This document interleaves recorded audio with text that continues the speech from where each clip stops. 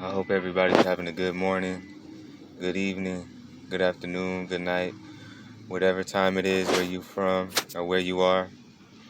My name is Saeed. I am the owner or the founder of Bamana Empire and Bamana History and Culture.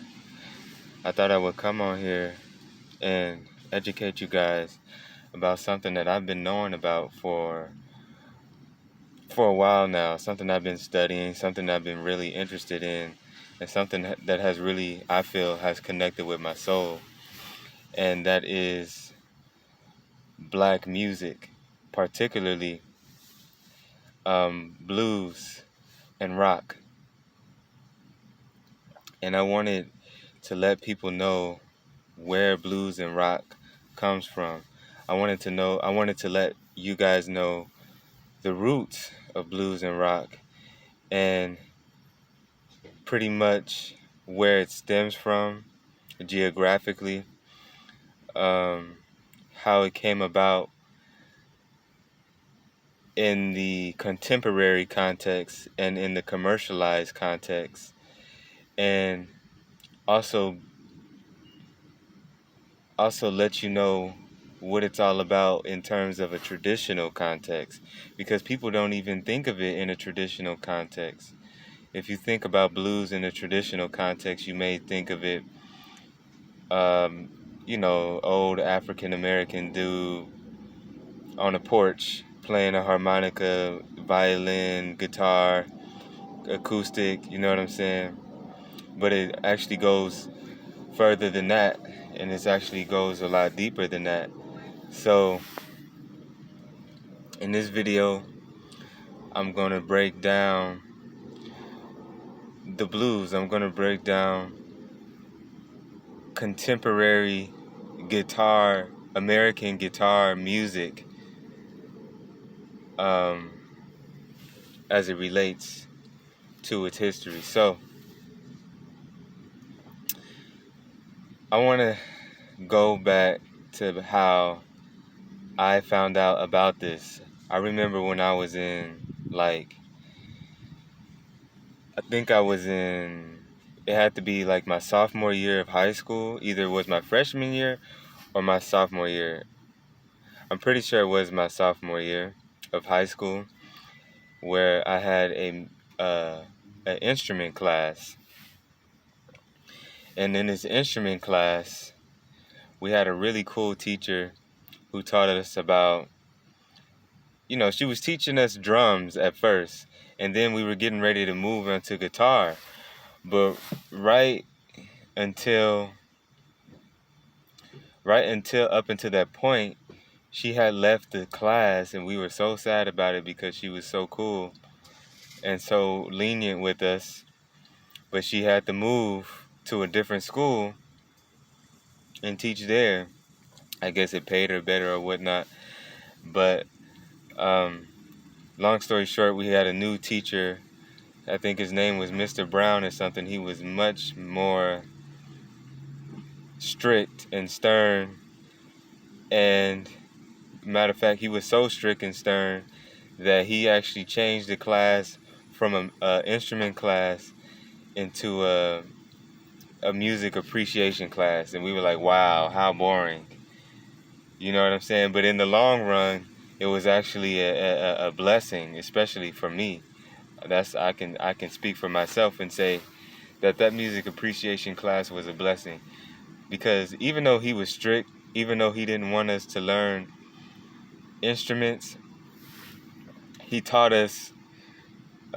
He was into music himself. He was actually a rock head, and he's the one that showed us documentaries, and he's the one that taught us that a lot of the metal, heavy metal, rock, all these different forms of rock actually stem right back to blues, and a lot of people don't associate rock with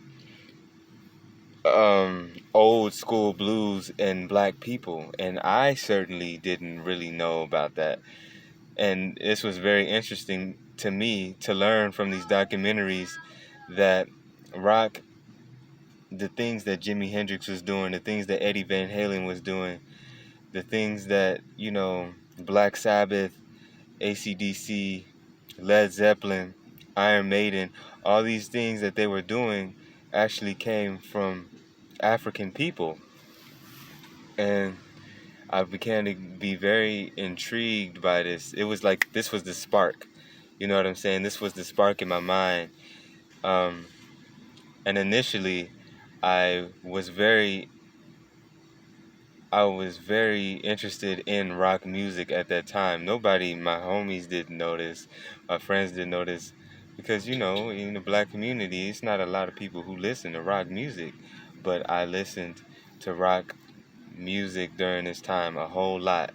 I really began to get familiar with how a lot of different riffs, I was getting the feel for the different guitar riffs, and I was like, yo, I was really getting into it. I became a fan of rock music.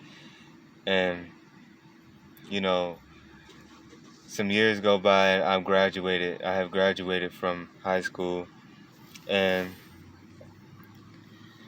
I began to study more. I began to study more blues artists. I began to get deeper into the roots. And, I stopped listening to grunge and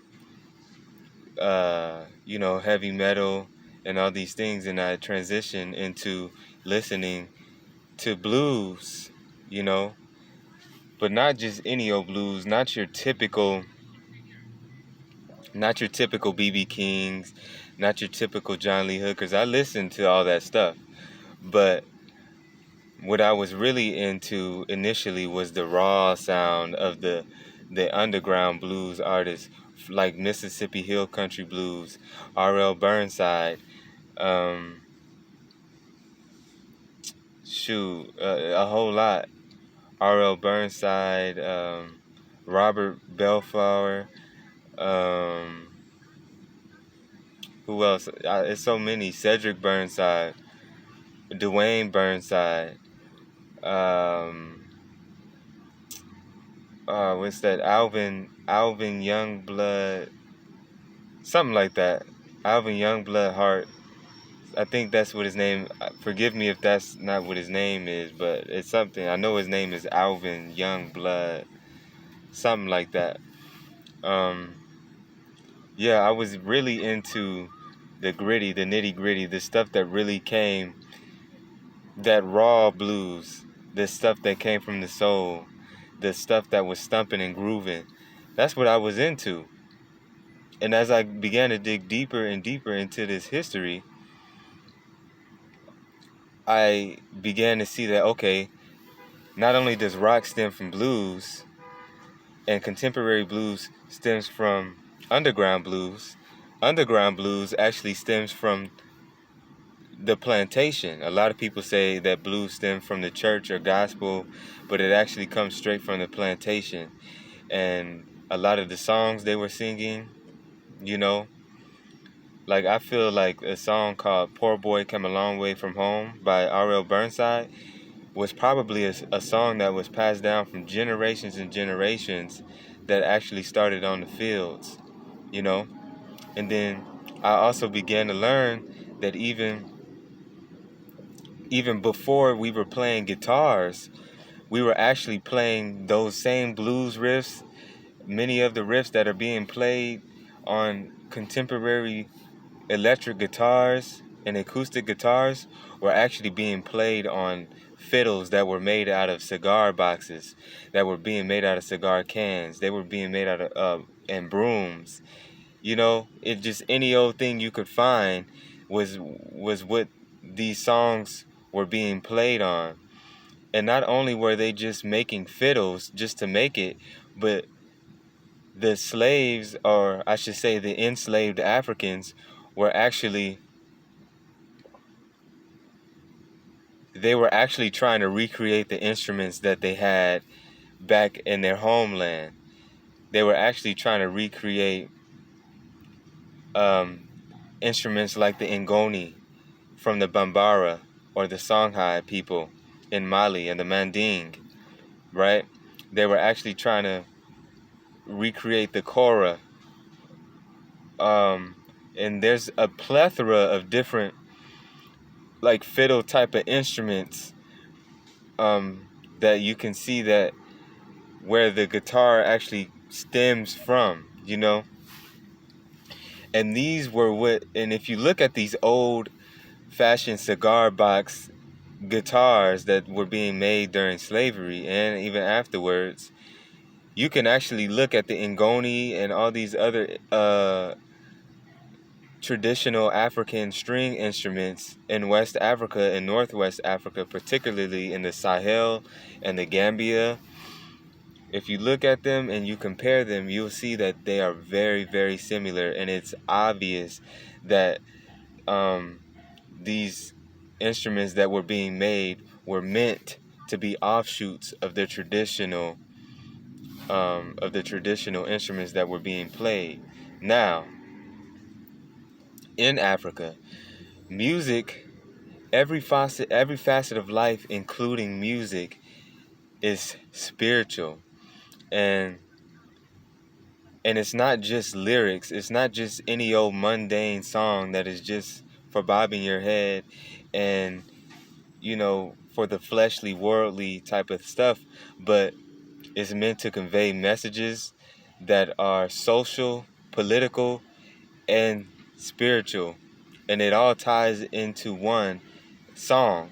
They accompany the songs, they accompany the fiddles that they play with their voices, with the singing, and also with different kinds of percussive techniques, such as the calabash drum. They will have like a rings on their fingers, metal rings, copper rings on their fingers, on each one of their fingers, and they will have a calabash, which is a gourd from a type of tree, and they will hit on that with their rings that are on their fingers to produce a percussive sound to go along with the ngoni, or the traditional African string instrument. And these things, they would come together and have gatherings for weddings, processions, funerals, or just to get together, or for healing ceremonies. This was one thing that traditional African string instruments were used for, was for healing ceremonies, to cast out evil spirits, and to heal the body from stress, depression, anything of that nature. This is where it stems from. And when you bring that stuff into, they brought this stuff into the Americas. They brought that stuff onto the sugar plantations, to the cotton plantations, the indigo plantations, the tobacco plantations. Wherever we were, we brought our history, we brought our culture with us, and we tried our best to maintain it in any kind of form or fashion that was accessible to us in the circumstance or at the time. So, doing these things, we were able to preserve it in any kind of way that we could. So, that's pretty much the origins of the blues. That's pretty much the origins of rock and roll. And that's where it comes from. It comes from the plantation. It comes from the spiritual songs, from the hymns, the Bible, anything that they could latch on to preserve it is what they used. So, all right, y'all, I hope y'all learned something from that. I hope you learned a little bit about where rock and roll and blues come from. And I hope, my main thing is for you to have a spark of curiosity, for you to actually go study it yourself. You know what I'm saying?